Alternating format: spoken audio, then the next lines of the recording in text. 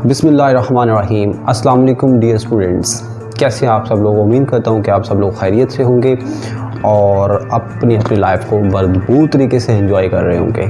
आज की इस वीडियो के अंदर हम लोग डिस्कस करने लगे हैं कि ऑर्डर ऑफ मैट्रिक्स क्या होता है। किसी भी मैट्रिक्स का अगर हमने ऑर्डर निकालना होता है तो वो क्या चीज़ है कि ऑर्डर किसको बोलते हैं।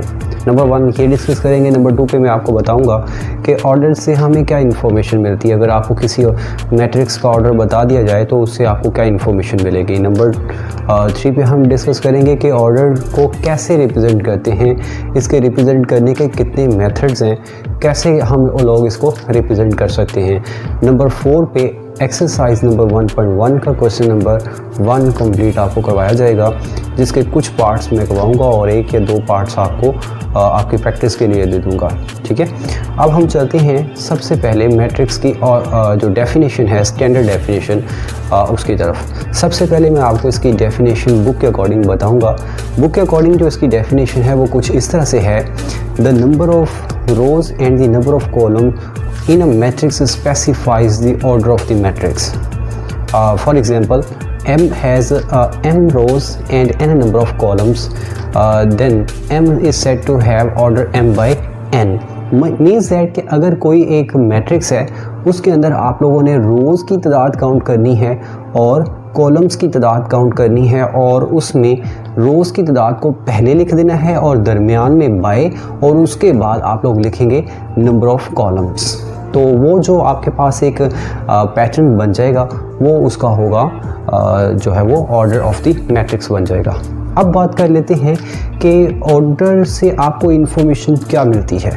अगर आपको किसी एक मैट्रिक्स का ऑर्डर बता दिया जाता है तो उसको देखकर आप लोग ये बता सकते हैं कि इस मैट्रिक्स के अंदर ऑर्डर्स जो है रोज़ की तादाद और कॉलम्स की तादाद कितनी है। फॉर एग्जांपल आपको एक मैट्रिक्स का ऑर्डर बता दिया जाता है 2/2, तो उससे आप लोग ये गेस कर सकते हैं कि ये जिस मैट्रिक्स का ऑर्डर है उसके अंदर रोज़ की तादाद 2 है और कॉलम्स की तादाद भी 2 है। अगर ऑर्डर 2/2 है, जैसा ऑर्डर होगा उसके अकॉर्डिंग आप लोग बता सकते हैं कि इसमें रोज़ और कॉलम्स की तादाद कितनी है।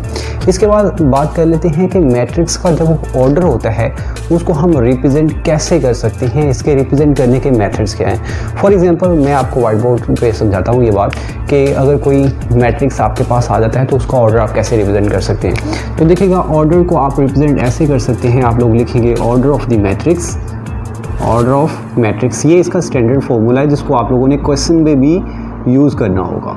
अब इसको रिप्रेजेंट कैसे करेंगे।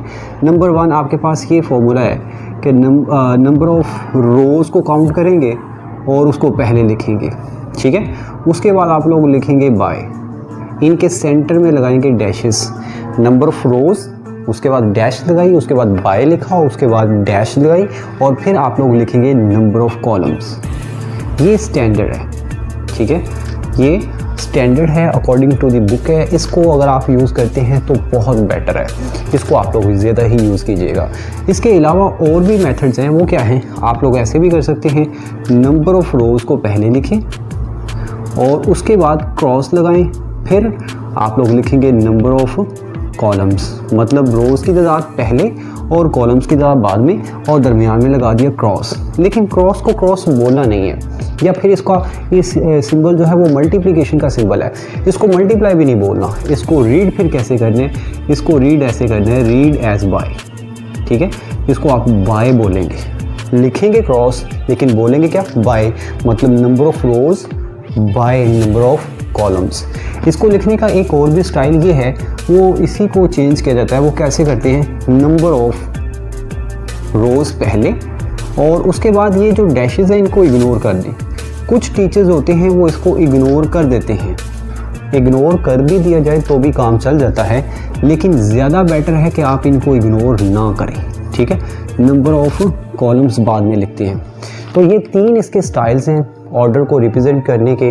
तो इनमें जो ज़्यादा बेटर जो स्टाइल्स हैं वो पहले 2 हैं। ठीक है, सबसे पहले नंबर वाला जो है वो सबसे बेटर है, उसके बाद ये बेटर है, और इसको मैं कहूँगा कि इसको आप यूज़ ना करें, लेकिन अगर यूज़ कर भी लेते हैं तो आपका क्वेश्चन गलत नहीं होगा। तो ये है ऑर्डर को रिप्रेजेंट करने के कुछ मेथड्स आप कह लें या फिर डिफरेंट इसके स्टाइल्स कह सकते हैं। अब मैं आपको एक दो एग्जांपल से ये समझाता हूँ कि कोई एक आपको मैट्रिक्स मिल जाता है तो उसका आप लोग अगर ऑर्डर लिखना चाहें तो ऑर्डर लिखेंगे फिर कैसे। तो अभी हम चलते हैं उस एग्जांपल की तरफ। लीजिए ये हमारे पास कोई एक मैट्रिक्स ए है, हम लोग चाहते हैं कि इस ए का ऑर्डर लिखा जाए। तो ए का ऑर्डर लिखने का सबसे पहले आपको पता होना चाहिए कि ऑर्डर लिखने के लिए आपको क्या क्या चीज़ें चाहिए। आपको एक तो नंबर ऑफ़ रोज़ चाहिए, यानी कि रोज़ की तादाद चाहिए किस्म की ए की, क्योंकि आप लोग ए का ऑर्डर लिखने जा रहे हैं। ये मैंने फॉर्मूला लिखा है। उसके बाद बाय, फिर उसके बाद आपको क्या चीज़ चाहिए, आपको चाहिए कि नंबर ऑफ़ कॉलम्स, मतलब इसी मैट्रिक्स में कॉलम्स की तादाद कितनी है वो आपको चाहिए। वो इसमें आप पुट कर देंगे, आपके पास ऑर्डर बन जाएगा। तो इसको आप लोग बेटर ये है कि नंबर ऑफ़ रोज़ को सेपरेट यहाँ पे लिख लें और नंबर ऑफ़ कॉलम्स को भी यहाँ पे सेपरेट आप करके लिख लें, तो वो ज़्यादा बेटर है, ताकि आपको यहाँ से रोज़ और कॉलम को फाइंड आउट करने का मेथड आ जाए। तो यहाँ पे रोज़ काउंट करते हैं। सबसे पहले ये इसकी फर्स्ट रो है और ये इसकी सेकंड रो है। तो इसमें रोज़ की तादाद 2 है, तो आप लोग यहाँ पे लिखेंगे 2, उसके बाद डैश और उसके बाद लिखेंगे बाय, उसके बाद फिर डैश। अब हम लोगों ने काउंट करना है नंबर ऑफ़ कॉलम्स। तो इसमें जो नंबर ऑफ़ कॉलम्स हैं वो भी 2 हैं, तो इसका ऑर्डर बन जाएगा 2/2। तो इस तरह से आप किसी भी मैट्रिक्स का ऑर्डर बआसानी लिख सकते हैं। अब हम चलते हैं एक्सरसाइज की तरफ। एक्सरसाइज नंबर 1.1 का क्वेश्चन नंबर 1 हम लोग आज के इस वीडियो के अंदर कंप्लीट करेंगे। तो जो क्वेश्चन नंबर 1 है उसकी कुछ स्टेटमेंट इस तरह से है कि find the order of the following matrices. हमें कुछ नीचे मैट्रिक्स दिए गए हैं, उनके हम लोगों ने ऑर्डर्स निकालने हैं। तो सबसे पहला जो एक मैट्रिक्स ए है उसको आप देखिएगा, इसके अंदर रोज़ की तादाद कितनी है, वो है 2, और उसके बाद कॉलम्स की तादाद कितनी है, वो भी 2 है। तो अब हम इसका फॉर्मूला लिखेंगे, order of A will be equal to number of rows by number of columns. अब इसमें रोज़ की तादाद 2 है, वो 2 लिख देंगे, और उसके बाद बाय फिर हम लोगों ने नंबर ऑफ़ कॉलम्स की तादाद लिखनी है, वो भी 2 है, तो वो हम लोग यहाँ पे 2 लिख देंगे। तो ये जो इसका ऑर्डर बना है 2/2 वो ए का ऑर्डर है। उसके बाद आप लोग देखिएगा मैट्रिक्स बी। मैट्रिक्स बी में भी जो रोज़ की तादाद है वो 2 है और जो कॉलम्स की तादाद है वो भी 2 है। तो अब आप लिखेंगे फॉर्मूला है ऑर्डर ऑफ बी। अब चूँकि मैट्रिक्स का नेम चेंज हो गया है, वो बी है, तो आप लोग बी लिखेंगे, और फिर आप लोग क्या करेंगे कि यहाँ पर जो है वो वैल्यूज़ पुट कर देंगे, और रोज़ की तादाद 2 है, 2 लिखेंगे, कॉलम्स की तादाद भी 2 है, तो वो 2 लिखेंगे। इस तरह से ऑर्डर ऑफ बी जो बनेगा वो भी 2/2 बन जाएगा। इसके बाद सी मैट्रिक्स आता है जिसमें वैल्यूज़ हैं 2, 4, और अब हम लोग इसमें देखेंगे इसमें जो रोज़ की तादाद है वो 1 है और जो कॉलम्स की तादाद है वो 2 है। तो इसका जो ऑर्डर बनेगा वो 1/2 बनेगा। रोज़ की तादाद पहले लिखेंगे और कॉलम्स की तादाद बाद में। इसी तरह से आप लोग डी एक मैट्रिक्स है, उसमें सबसे पहले आप लोगों ने रोज़ की तादाद लिखनी है जो कि 3 है, और उसके बाद कॉलम्स की तादाद लिखनी है। कॉलम इसमें सिर्फ 1 है, तो आप लोग क्या करेंगे, इसका ऑर्डर लिखेंगे 3/1, क्योंकि इसमें कॉलम 1 और रोज़ 3 हैं।